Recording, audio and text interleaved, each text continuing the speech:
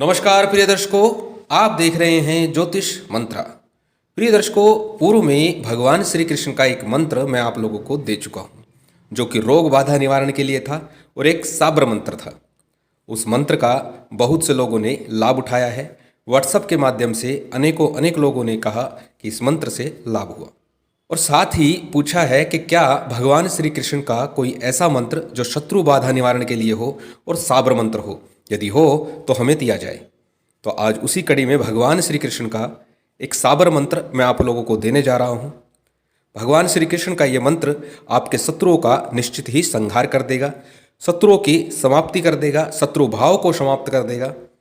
और विधान भी बहुत ही सरल है, क्योंकि साबर मंत्र है और साबर मंत्र के लिए यदा कदा मैं बोलता हूं कि साबर मंत्रों में विधान बहुत कम होता है। प्रिय दर्शकों, एक तो सभी की चाहत होती है कि उनके इष्ट के मंत्र से ही उनका कार्य सिद्ध हो, और कोई ऐसा मंत्र जो उनके इष्ट का हो, उनके कार्य सिद्धि करे। तो एक बात आप अच्छे से समझ लें कि इष्ट के लिए कोई अलग मंत्र की आवश्यकता नहीं होती। कोई भी एक मंत्र आपके इष्ट का सर्व कार्य सिद्धि करने की क्षमता रखता है, ताकत रखता है। परंतु अपने इष्ट में पूर्ण श्रद्धा और विश्वास होना चाहिए, तो निश्चित है कि आपके कार्य की सिद्धि अवश्य होगी। इष्ट में पूर्ण श्रद्धा ही उस कार्य की सिद्धि की संभावना को प्रबल करती है। और यही कारण है कि लोगों ने भगवान श्री कृष्ण के शत्रु संहारक मंत्र को मांगा है। वैसे तो शत्रु की बाधा निवर्ति की बात होती है तो सबसे ज़्यादा हनुमान जी महाराज, भैरव जी या महाकाली या नरसिंह भगवान के मंत्र को या माँ बगलामुखी के मंत्र को जपा जाता है। परंतु भगवान श्री कृष्ण के मंत्र की मांग निश्चित है, जिन्होंने मांग की है वो भगवान श्री कृष्ण के अनन्य भक्त होंगे। और इस कली काल में कृष्ण और काली, भगवान कृष्ण के लिए और काली के लिए एक बीज मंत्र क्लीम प्रयुक्त होता है, और दोनों का ही वर्चस्व इस कली काल में पूर्ण रूप से व्याप्त है। जो भी भगवान कृष्ण और माँ काली की आराधना करते हैं, निश्चित ही उनके सर्व मनोरथ सिद्ध होते हैं और सर्व शत्रुओं की निवृत्ति हो जाती है, सर्व बाधा शांत हो जाती है। और आज का ये मंत्र भगवान श्री कृष्ण का साबर मंत्र है, शत्रु बाधा निवारण के लिए, शत्रुओं के संहार के लिए, शत्रुओं को शांत करने के लिए। ऐसा हो नहीं सकता भगवान श्री कृष्ण का ये मंत्र आपके शत्रुओं का संहार ना कर सके।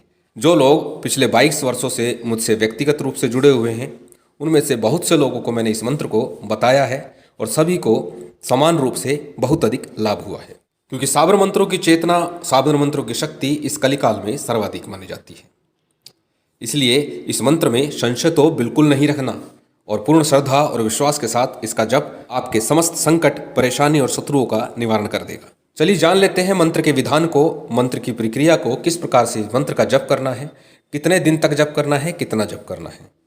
इस मंत्र के जप के लिए हमेशा की तरह सबसे पहले जब भी आप मंत्र जप आरंभ करें, उससे एक दिन पूर्व किसी कृष्ण मंदिर में जाकर के, राम मंदिर में जाकर के निवेदन कीजिएगा, प्रसाद भोग लगाइएगा, अपने कार्य की सफलता के लिए, साधना में सफलता के लिए, सिद्धि के लिए, और उसके बाद साधना में प्रवृत्त हो जाइएगा।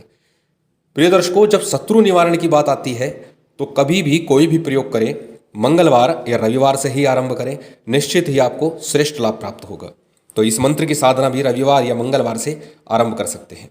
5 फरवरी 2023 को रविपुख योग आ रहा है, दोपहर लगभग 12:15 बजे तक रहेगा।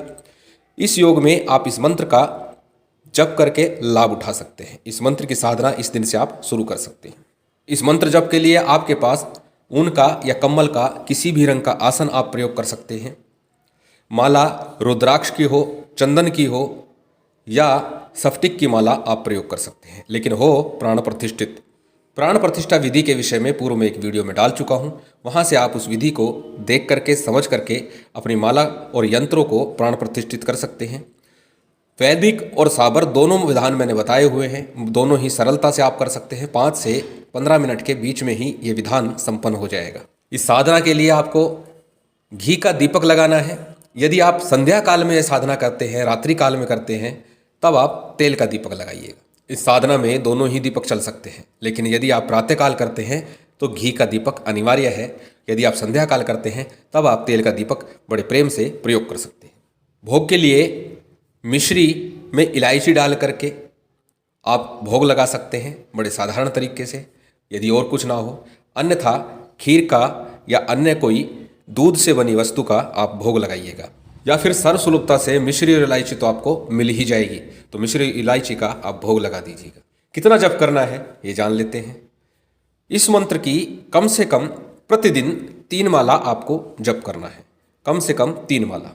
अब बात करते हैं कितने दिन तक जप करना है। ये निश्चित करता है कि आपके शत्रुओं की संख्या कितनी है और आपके शत्रु कितने प्रबल हैं, किस हिसाब से, किस क्षमता के साथ आपके शत्रु आपको घेरे हुए हैं। यदि सामान्यतः एक शत्रु है तो आप 21 दिन तक इस मंत्र का जप कर सकते हैं। निश्चित ही 21 दिनों में ही आपकी समस्या का समाधान हो जाएगा। एक दर्शक ने बताया है कि वह अनेकों अनेक शत्रुओं से घिरा हुआ है चारों तरफ से, तो उस परिस्थिति में लगातार 3 महीने का जप श्रेष्ठ रहेगा। 3 महीने तक निरंतर आपको 3 माला प्रतिदिन करते हुए जप करना होगा, तभी आपको इसका पूर्ण फल प्राप्त होगा और निश्चित ही आपके समस्त शत्रु शांत हो जाएंगे। आपके समस्त शत्रु आपसे शत्रुता वैरभाव छोड़ देंगे या उस स्थान को ही छोड़ करके चले जाएंगे। किसी भी रविवार या मंगलवार जिस दिन शुभ योग सिद्धि मुहूर्त बनता हो, उस दिन से आप इस साधना का आरंभ संकल्प करने के बाद में कर सकते हैं। इस मंत्र का जप करने से पूर्व पहले गणेश जी के और फिर गुरु मंत्र की एक एक माला अवश्य कीजिएगा।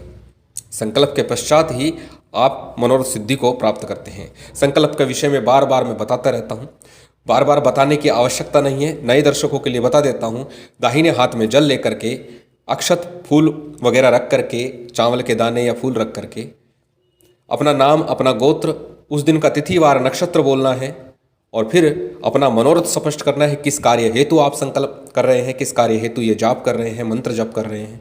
और उसके बाद में इस जल को जो आपने दाहिने हाथ में लिया है अक्षत पुष्प, उसे किसी थाली प्लेट में छोड़ दीजिए या गणेश जी पर अर्पित कर दीजिए।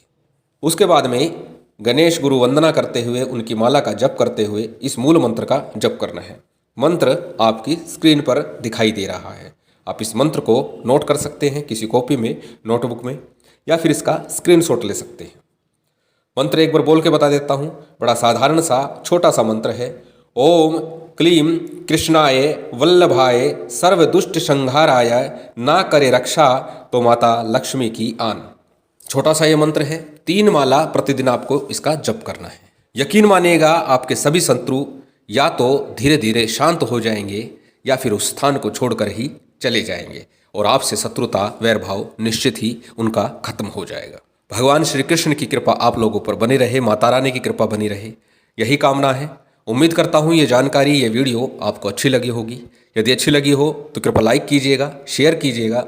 यदि आप चैनल पर नए हैं तो सब्सक्राइब कर बेल आइकॉन बटन दबा दीजिएगा। जय माता दी, जय श्री राम।